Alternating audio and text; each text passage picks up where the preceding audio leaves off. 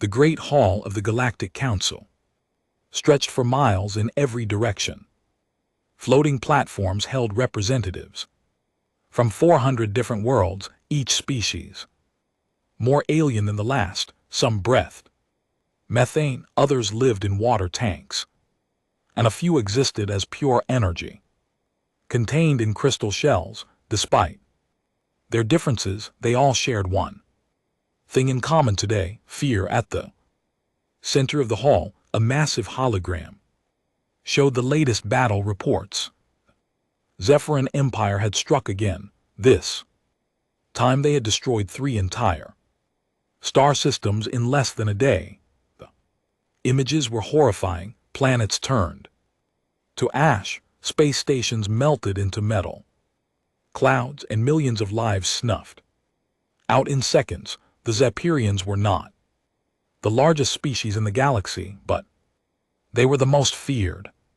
Their bodies were made of living crystal that could deflect most weapons. Their ships were black as space itself and bristled with quantum disruptors, weapons that could tear apart matter at the smallest level. When a quantum disruptor fired, whatever it hit simply stopped existing. Council Speaker Thelvan, a tall being with blue skin and 6 arms, called for order. Her voice carried across the hall through translation devices that turned her words into sounds each species could understand. The Zephyrian Empire has ignored our peace treaties again, she announced. They have declared war on the Alteran Trade Federation. All 17 worlds in that system have already surrendered without firing a single shot. A low murmur ran through the assembly. This was always how it went. The Zephyrians would point their quantum disruptors at a world, and that world would give up immediately. No one wanted to face those terrible weapons. What about military intervention? Asked Ambassador Kroll, whose species looked like giant crabs. Surely we cannot let this continue.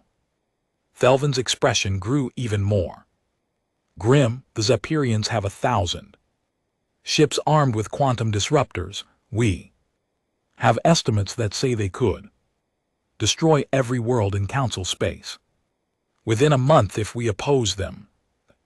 Hall fell silent. Everyone knew she was right. The Zephyrians had spent centuries perfecting their weapons while other species focused on trade, art, and peaceful exploration.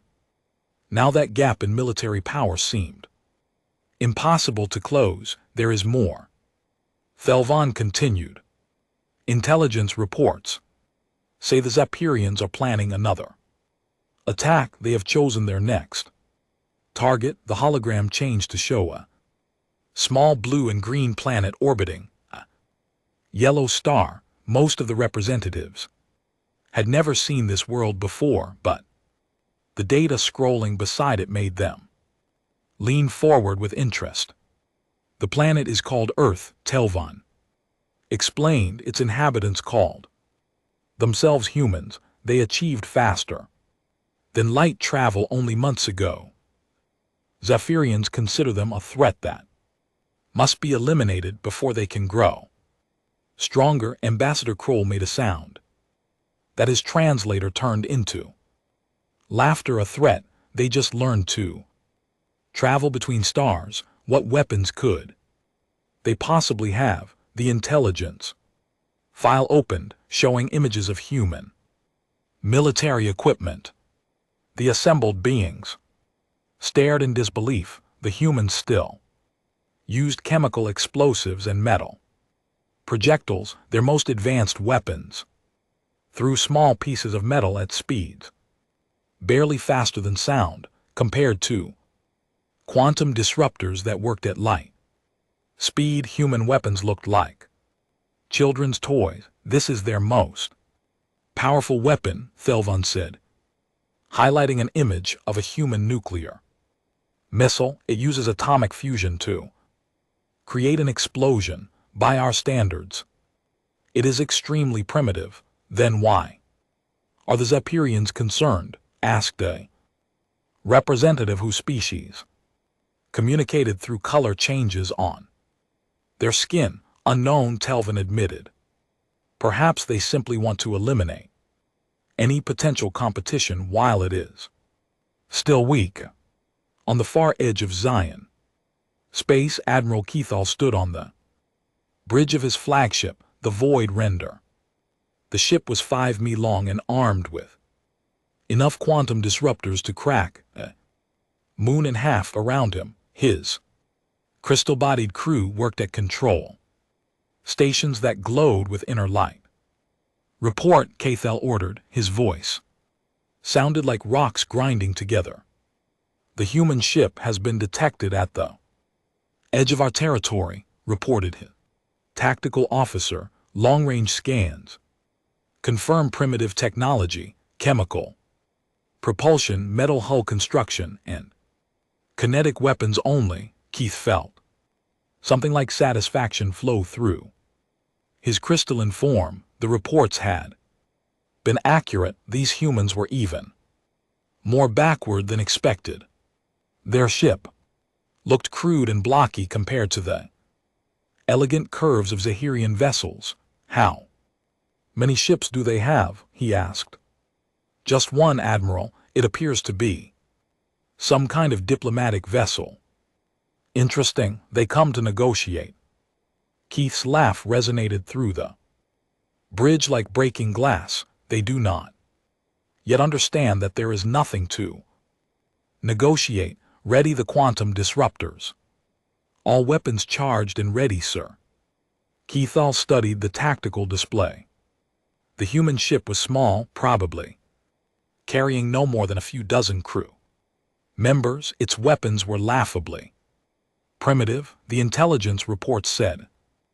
Humans used metal projectiles that moved at chemical speeds. Such weapons could not even scratch Zirian shields, much less their crystal hulls. Bring us within range, he ordered. But do not fire yet. I want to speak with these humans first. Let them understand what they face before we destroy them. Void Render and its escort ships moved toward the human vessel. As they approached, Keith felt the familiar thrill of coming battle. This would be over quickly. The humans would see the quantum disruptors charging up and surrender immediately, just like every other species in the galaxy. After all, everyone knew what happened when the Zephyrians aimed their weapons at you. The smart ones gave up right away.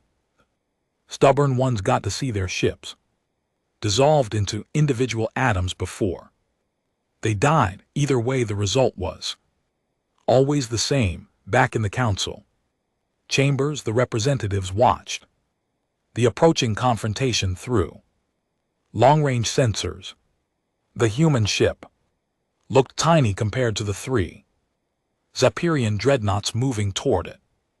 Even the bravest species in the galaxy would have turned and run from such odds. Should we send a warning? Asked one representative. Delvin shook her head sadly. It would take days for any message to reach them. By then this will be over. Perhaps it is for the best, muttered Ambassador Kroll. If the humans surrender quickly, the Zephyrians might be satisfied with taking their ship. Not every first contact needs to end in death, but deep down everyone in the hall knew better. The Zephyrians had not become the most feared empire in the galaxy by showing mercy. They had built their reputation on one simple principle: anyone who opposed them, even by accident, would be destroyed completely and without hesitation.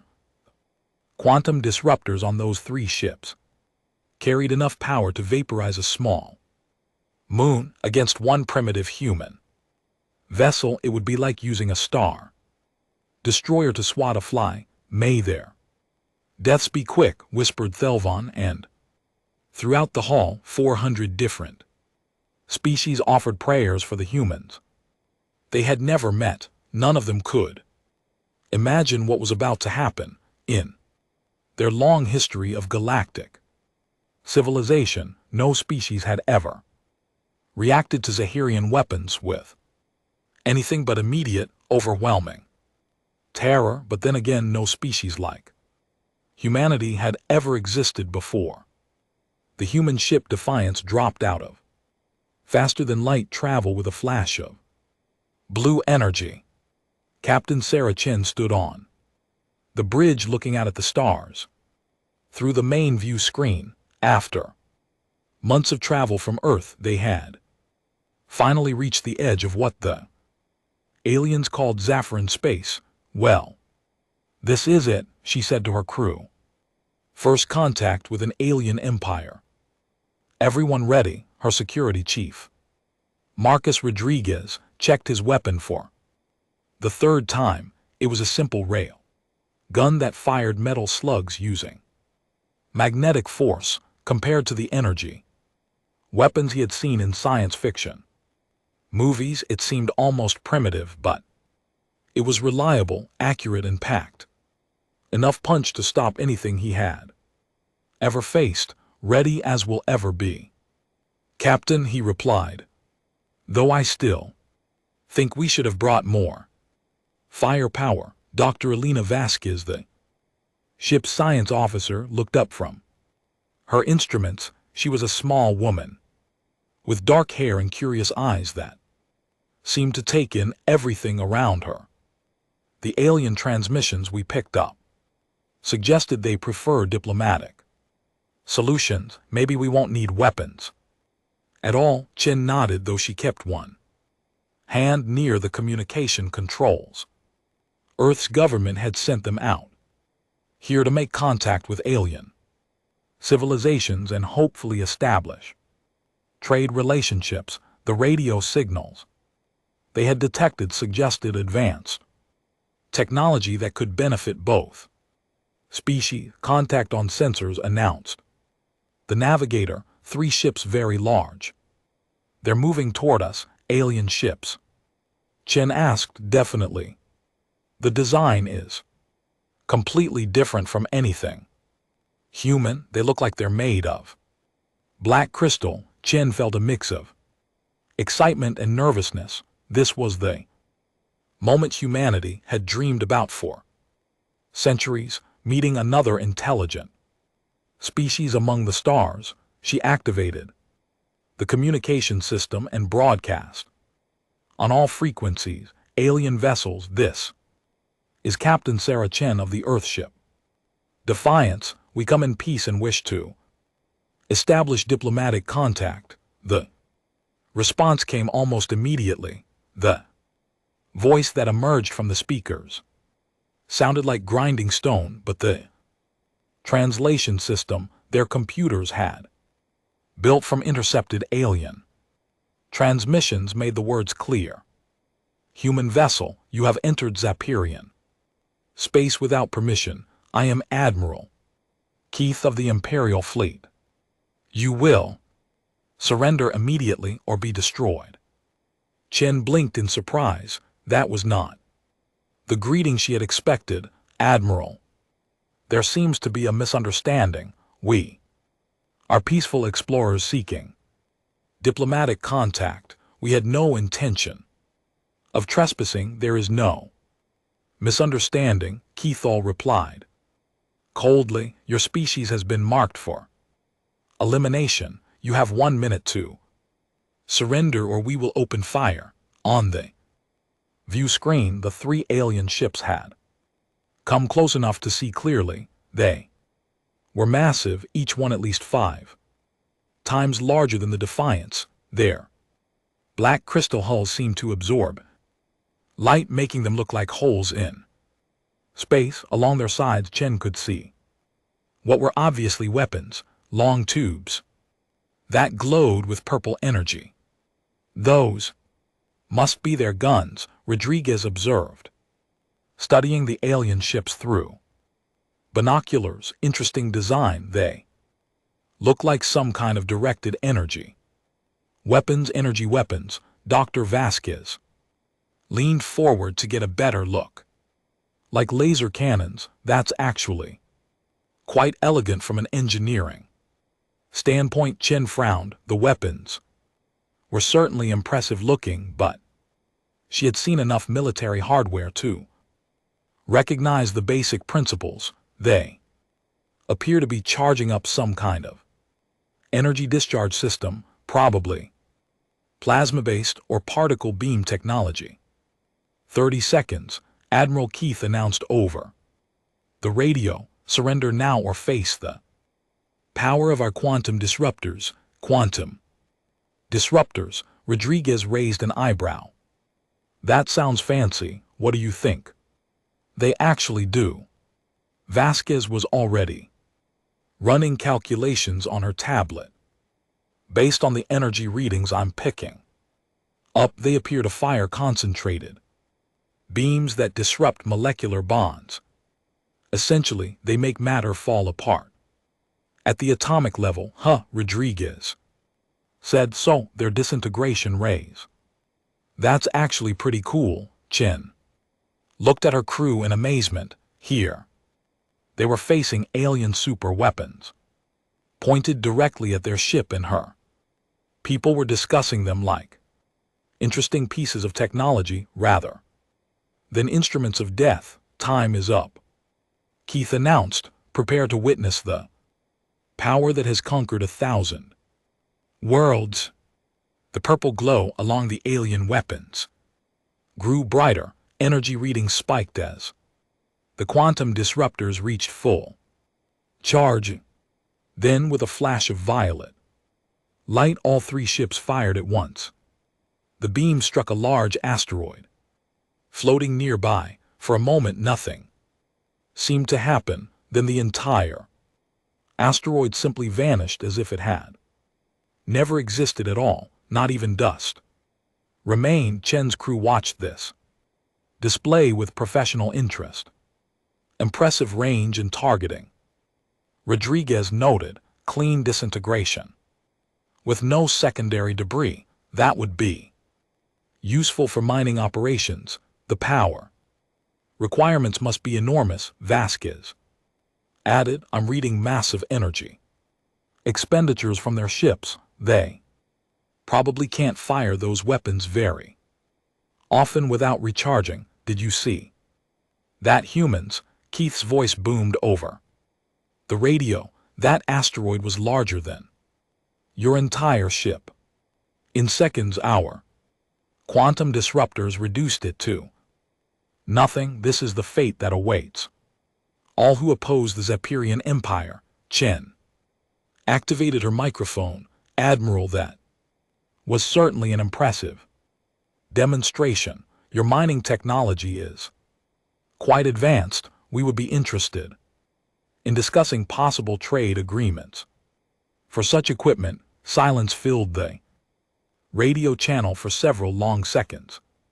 When Keith spoke again, his voice carried a note of confusion. Mining technology, those were quantum disruptors, the most feared weapons in the galaxy. Oh, Chen replied. You mean those are weapons? They look very similar to the industrial plasma cutters we use for asteroid processing. Yours have a nice purple color though. Ours are usually more of a blue-white.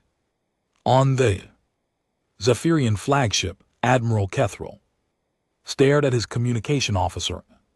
Disbelief. Did they just compare our quantum disruptors to mining equipment? Yes, Admiral, the officer replied, his crystal form flickering with confusion. They seemed genuinely unimpressed. Keithel had conquered dozens of star systems using these same tactics.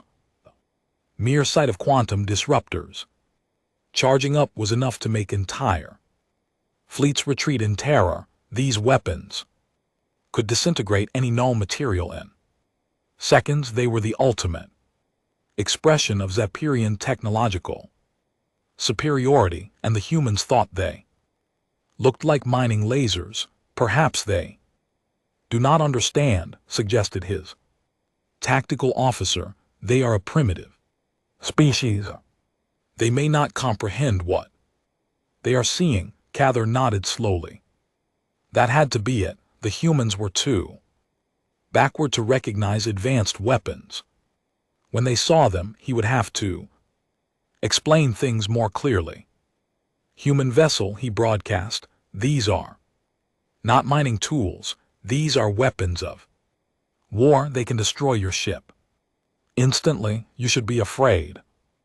Another paused, then Captain Chen's voice came back sounding genuinely puzzled, afraid of what exactly? They're just big energy projectors. We've been building similar devices for decades. Yours are certainly more advanced, but the basic principle is the same. We can vaporize your ship, Keith roared. Well, yes, Chen replied calmly. Most weapons can destroy most targets if you apply enough energy. That's kind of how physics works. Keith felt something he had not experienced in centuries of warfare, complete bewilderment. Every species in the galaxy feared quantum disruptors. The weapons were so terrifying that most wars ended before they began, with entire civilizations surrendering rather than face them.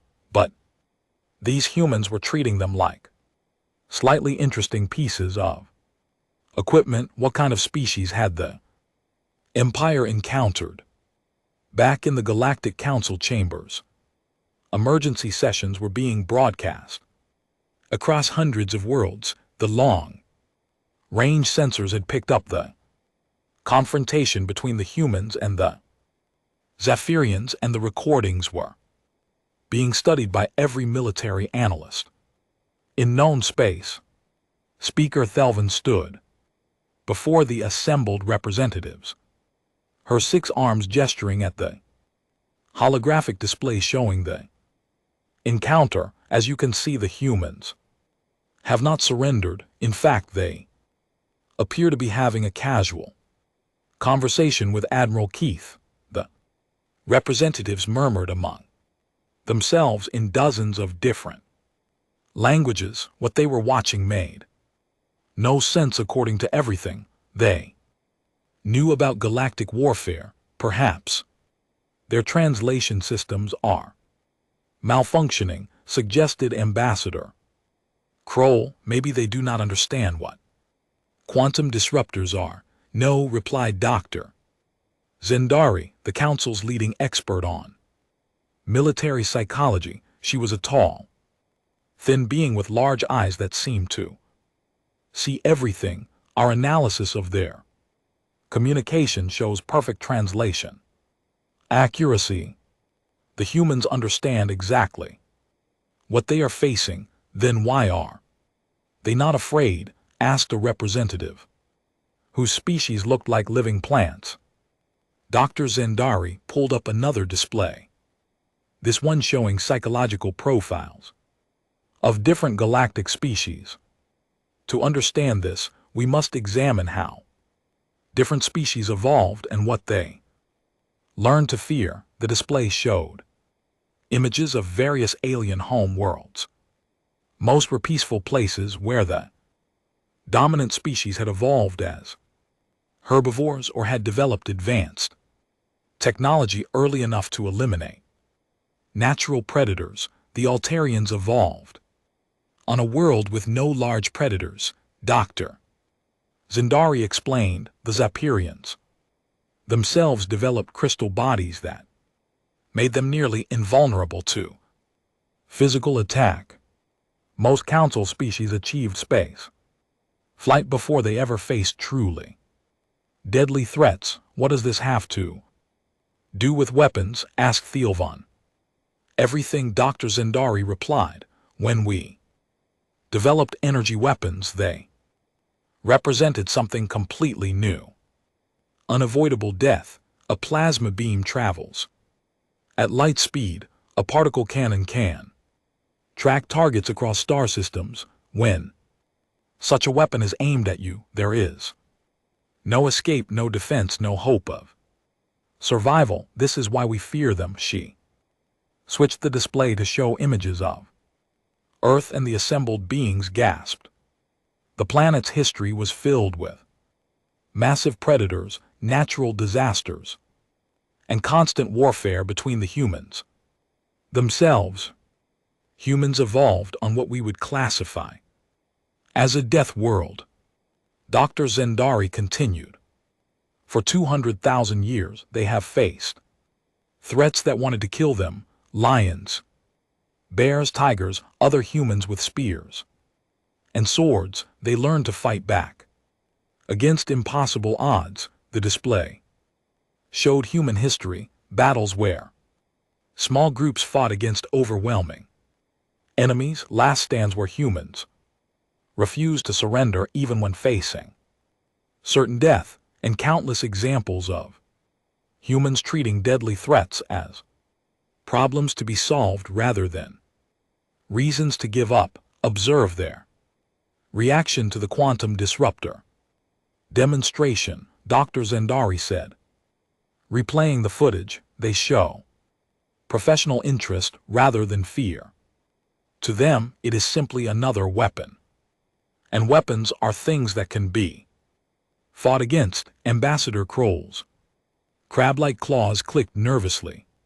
But quantum disruptors are not like primitive weapons. They cannot be dodged or blocked. The humans do not know that.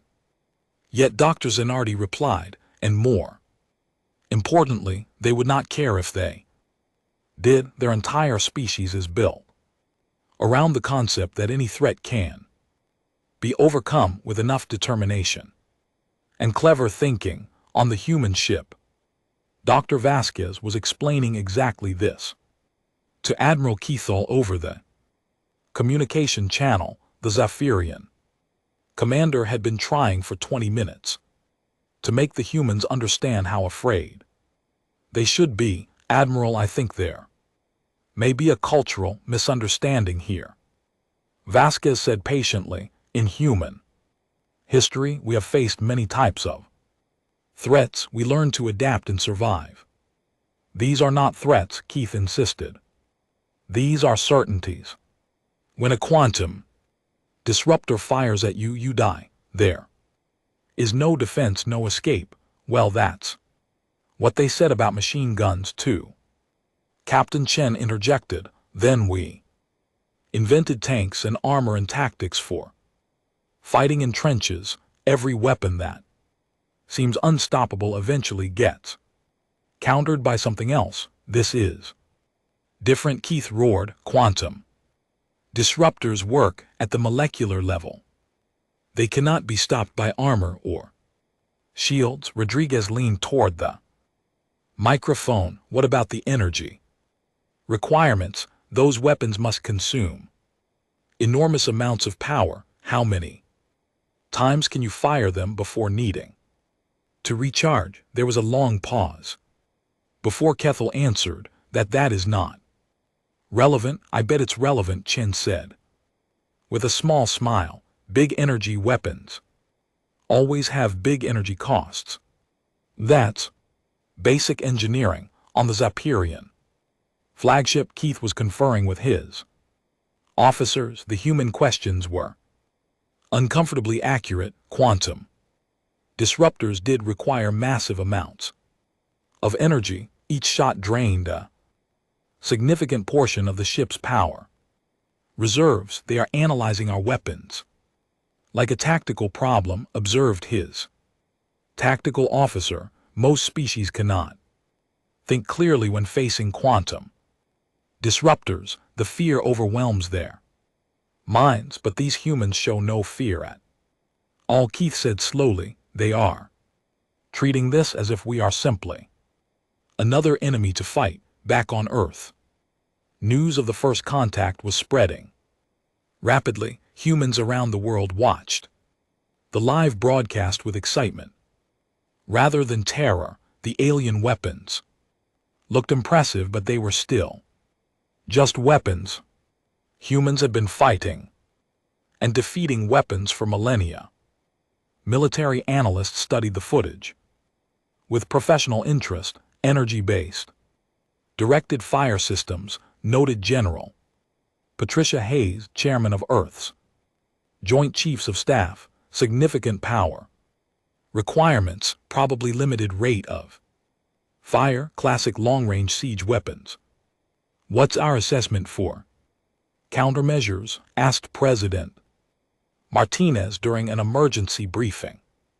Multiple options, Hayes replied.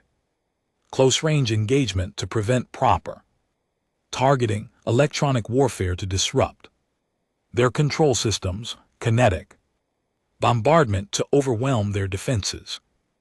The usual approaches, they destroyed that asteroid pretty thoroughly, observed the Secretary of Defense.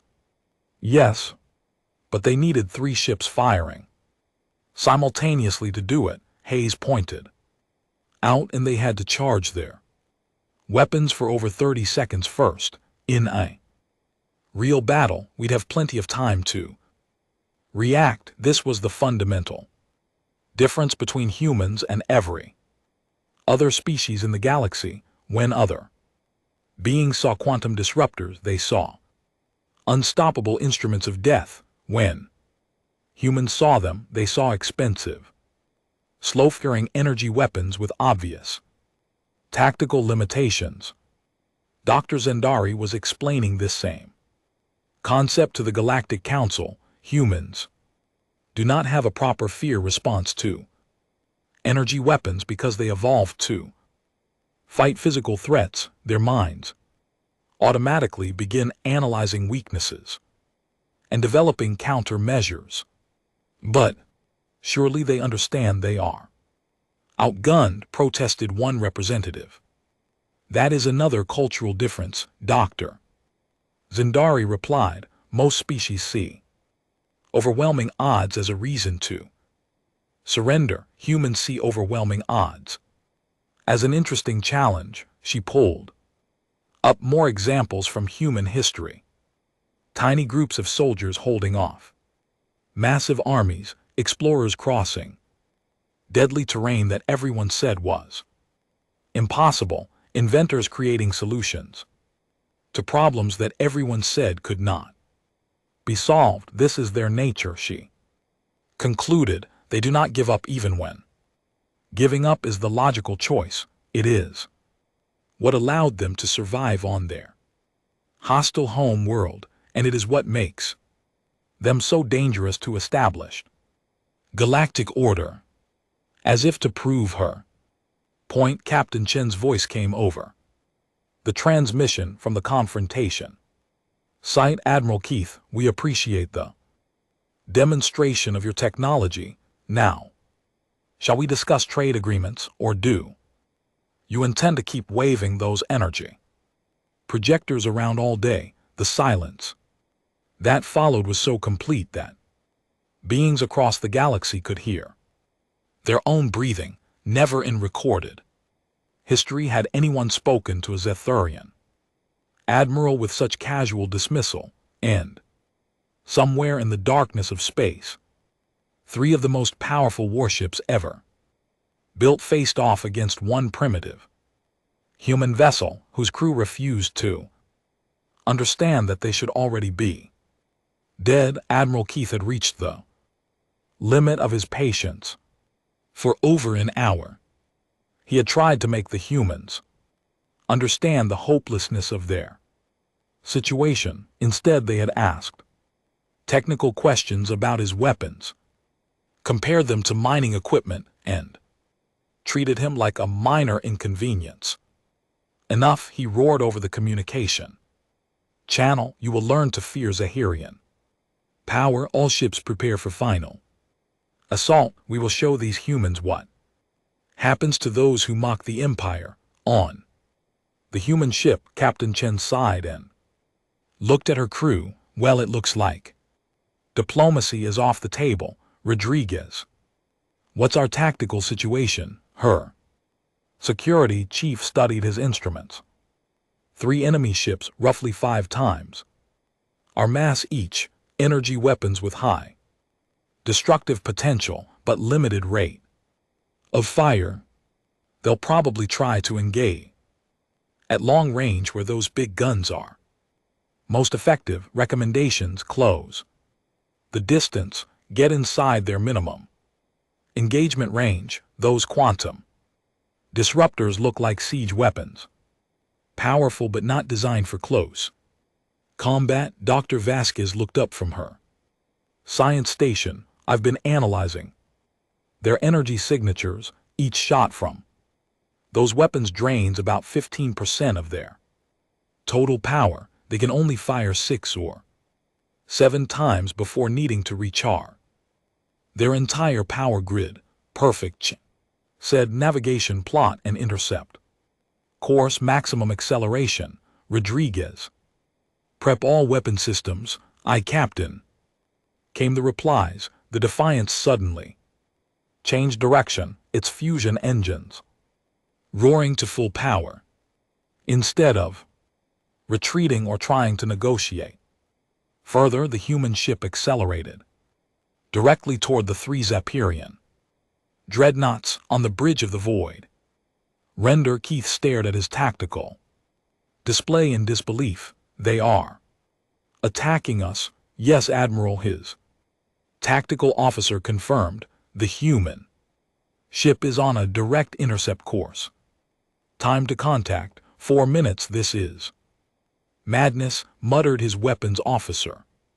1 ship against 3. They must be suicidal. Keithall quickly considered his options. The humans were closing distance rapidly, but that actually made things easier. At close range, the quantum disruptors would tear their primitive ship apart in seconds. All ships prepare to fire, he ordered.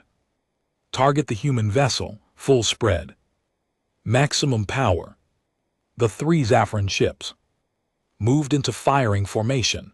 Their quantum disruptors began charging with that familiar purple glow. In space combat, this was the moment when most enemies would break off their attack and retreat in terror. The human ship kept coming. 2 minutes to contact, report the tactical officer. They show no signs of slowing down. Then they will die, Keith said coldly. Fire when ready. The quantum disruptors reached full charge.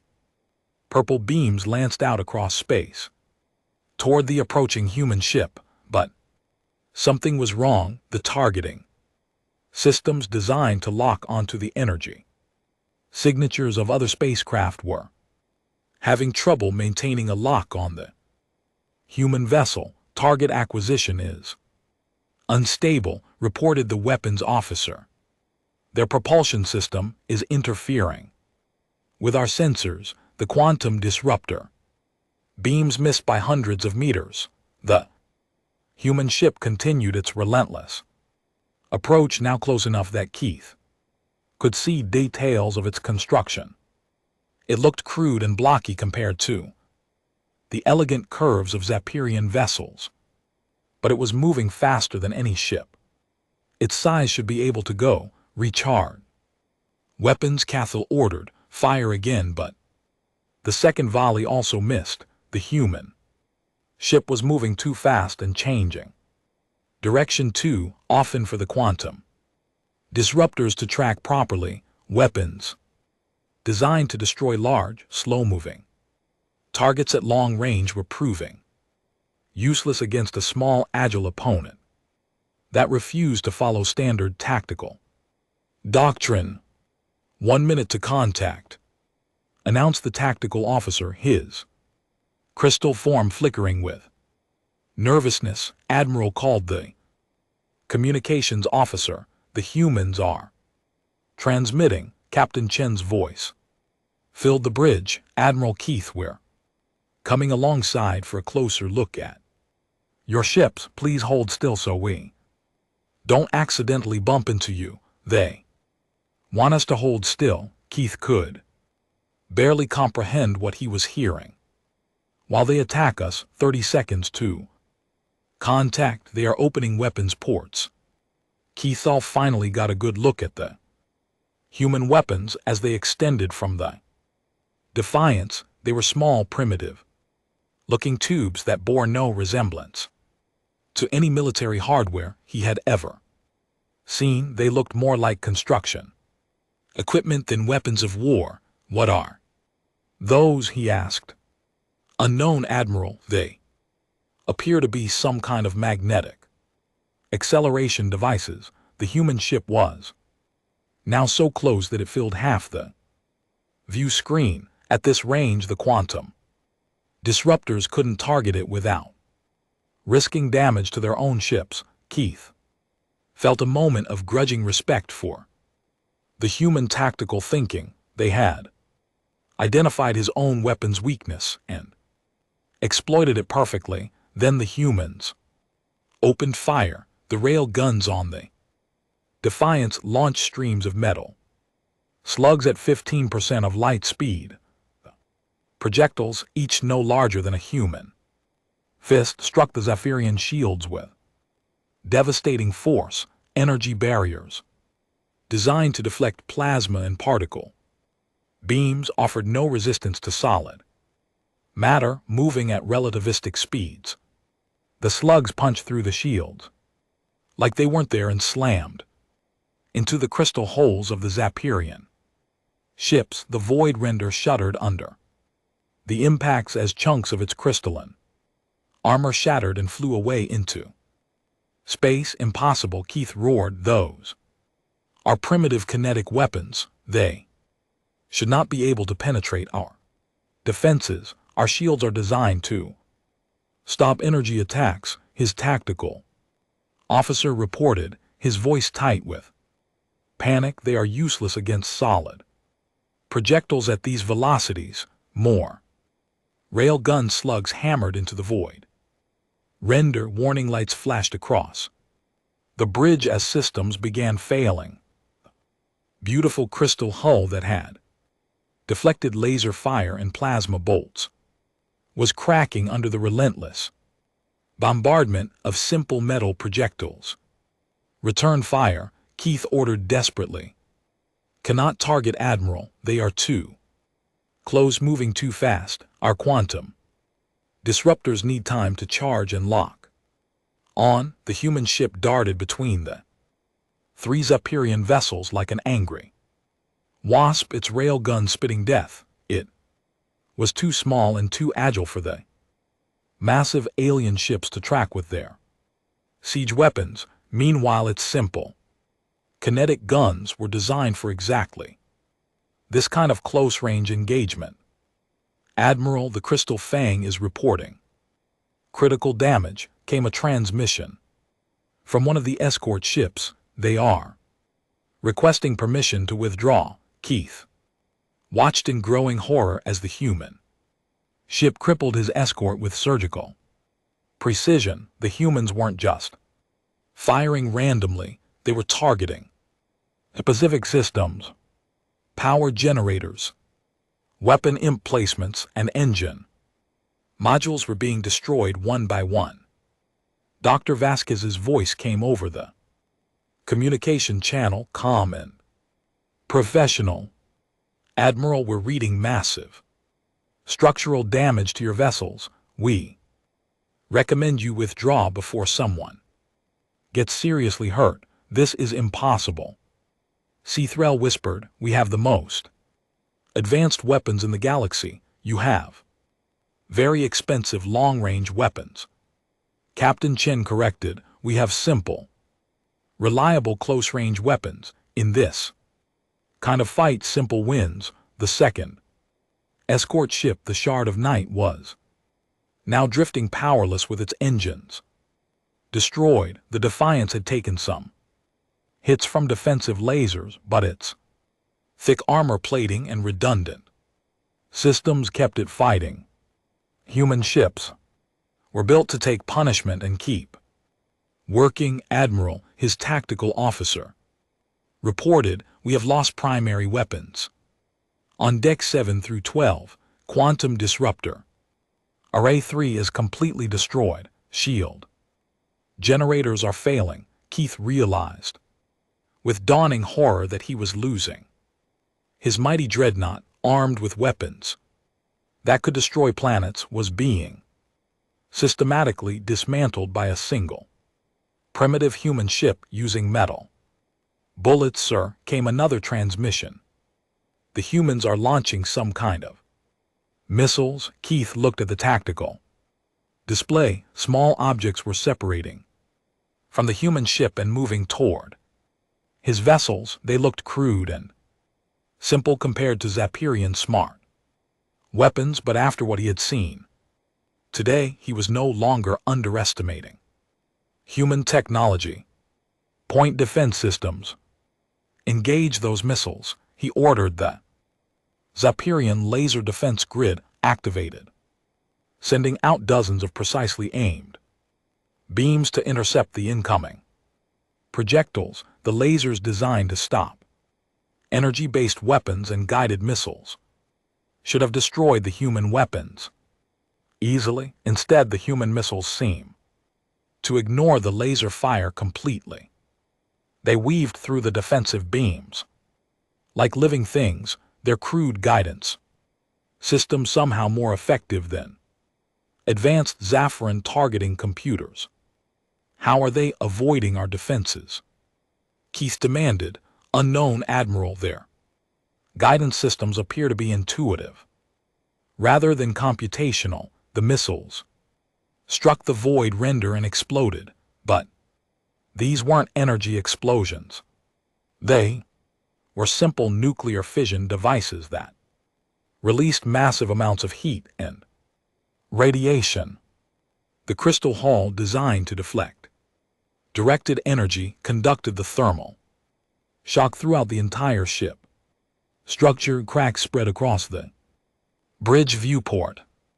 Emergency systems activated as the ship's superstructure groaned under stresses it was never designed to handle. All around him, Kethel could hear the sound that no Zapirian captain ever wanted to hear. His ship was breaking apart.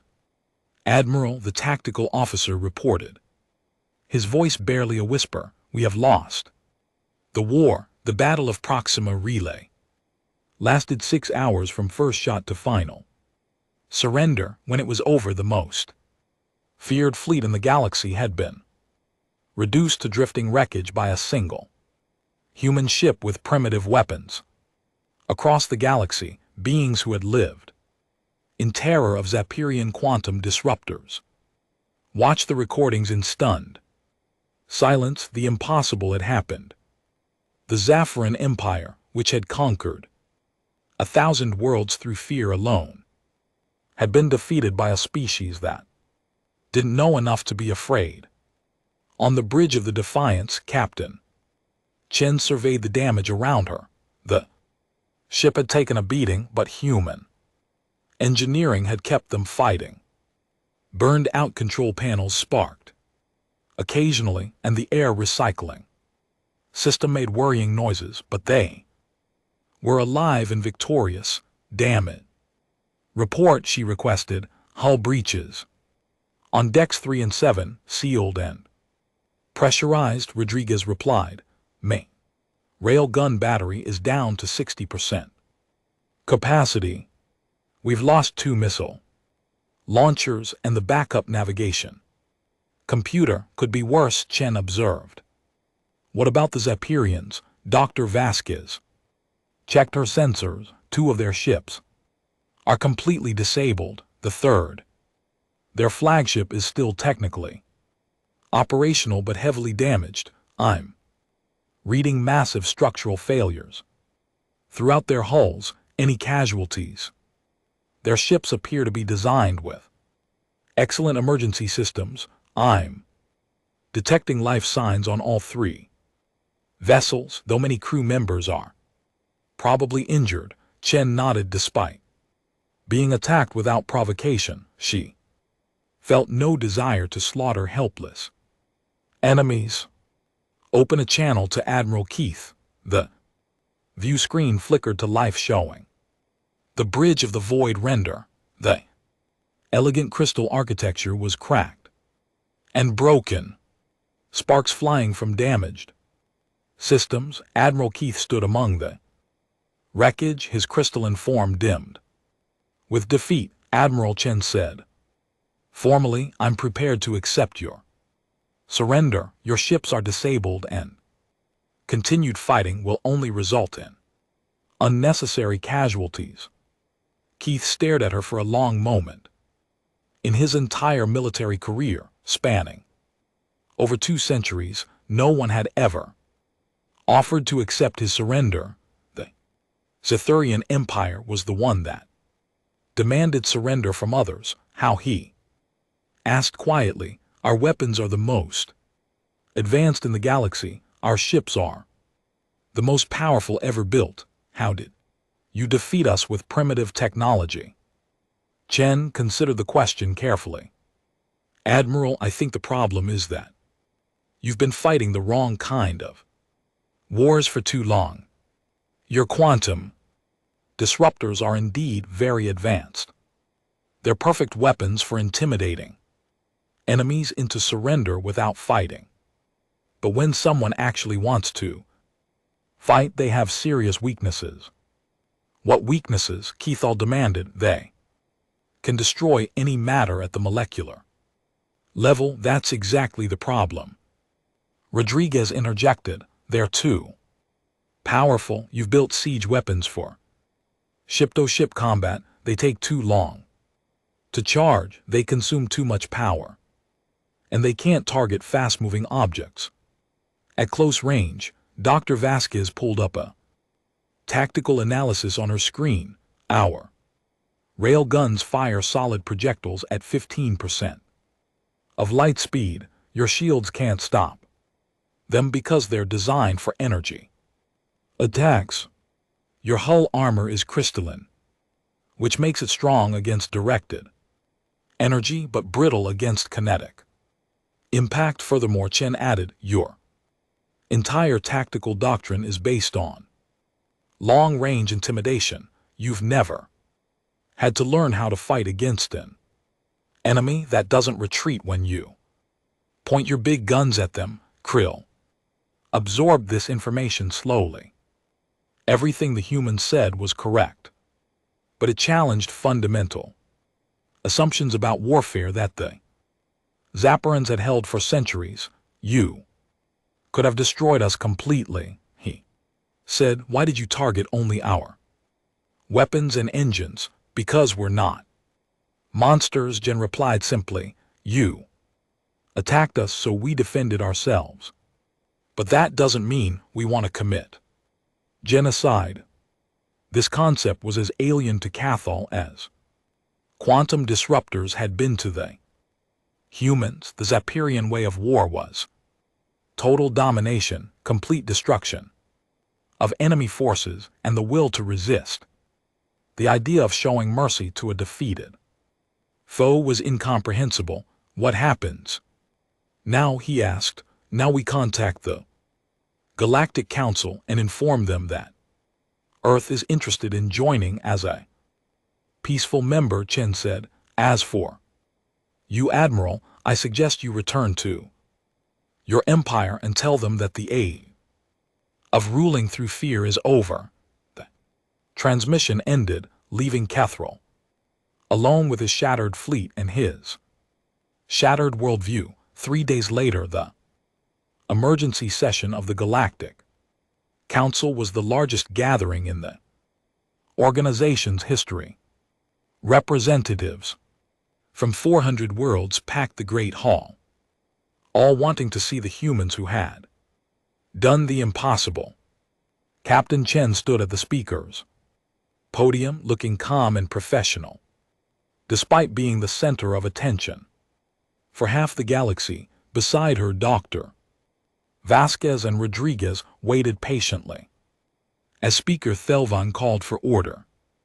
"Captain Chen," Thelvan began, "on behalf of the Galactic Council, I welcome you to this assembly. Your actions have changed the balance of power in our galaxy. Many worlds that lived in fear of the Zapirian Empire are now free from that terror." Chen nodded respectfully.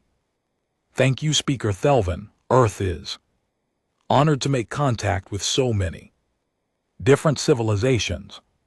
We hope to establish peaceful relationships and beneficial trade agreements with all. Council members, there are many questions about your military capabilities, pressed Ambassador Kroll. Your weapons seemed primitive, yet they defeated the most advanced fleet in known space. With respect, Ambassador. They weren't the most advanced, Chen replied. They were the most expensive and the most feared. There's a difference. Dr. Vasquez stepped forward to address the assembly. The Zephyrian weapons represented the absolute pinnacle of energy-based technology, but they were designed to fight the last war, not the next one. When faced with simple kinetic weapons and aggressive tactics, they proved inadequate. Are you saying our entire understanding of military technology is wrong? Asked a representative whose species communicated through scent patterns. Not wrong, Rodriguez answered, just incomplete. Energy weapons are excellent for certain applications: long range bombardment, planetary siege, precision strikes, but in close combat against agile opponents, simple kinetic weapons are often more effective. Revelation sent shock waves through the assembly. For centuries, the galactic understanding of warfare had been based on the assumption that more advanced meant more powerful. The humans had proven that sometimes simpler was better. What are Earth's intentions now? Devon asked carefully. Many worlds are concerned about human expansion. Chen smiled. Earth seeks peaceful coexistence and mutual benefit through trade and cultural exchange. We have no desire to conquer or dominate other species. We've seen enough war on our own world to know that violence should always be the last option, but you will defend yourselves, observed Dr. Zindari. Of course, Chen replied. Any species that tries to attack Earth or our allies will discover that we fight back, but we prefer to make friends rather than enemies. Over the following weeks, the political landscape of the galaxy transformed completely. The Zephyrian Empire, its reputation for invincibility, destroyed, faced rebellions on dozens of worlds. Some surrendered peacefully, while others fought bitter campaigns for independence. The quantum disruptor, once the most feared weapon in space, became a symbol of outdated thinking.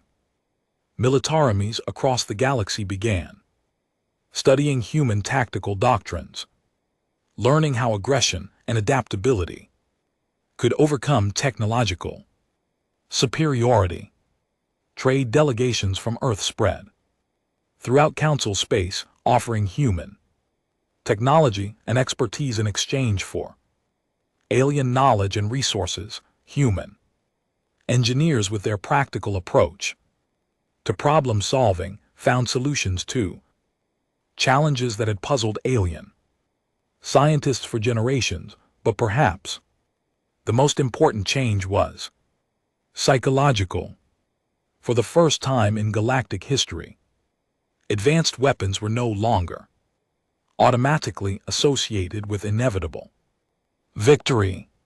The humans had shown that courage, creativity, and determination could triumph over fear and overwhelming odds. Dr. Zenari published a study that became required reading in military colleges across the galaxy. Her conclusion was simple but profound. The humans succeeded not because they were unafraid of quantum disruptors, but because they refused to let fear control their actions.